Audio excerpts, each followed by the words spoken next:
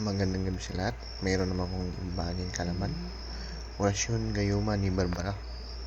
Ito po ay isang pamaraan na makuha mo yung taong gusto mo. Ito ay pangkalahatan po ng gayuma at pwede sa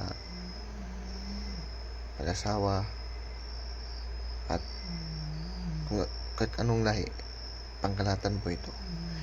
Para lang po ito sa mga naniniwala na gumagamit nito.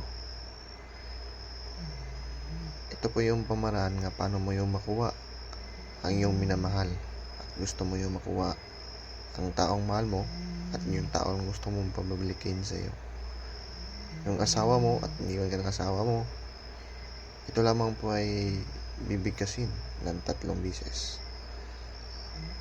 Orasyon gayuma ni Barbara. Kumistom, kristom, igusum, salbom, iglom. Ulitin ko po ng pangalawa. Orasyon gayuma ni Barbara. Kumistom, kristom, igusum, salbom, iglom. Pangatlo.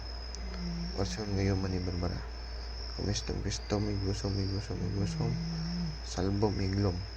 At saka po yung huli, yung pangalan ng taong minamahal mo.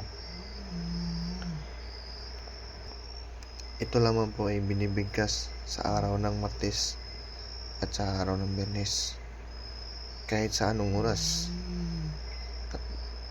Para lamang ito sa mga naniniwala na ganitong orasyon at espiritual. Okay guys, paki-like, follow and share na po sa aking video at abangan nyo po ang i-upload ko pa. Salamat.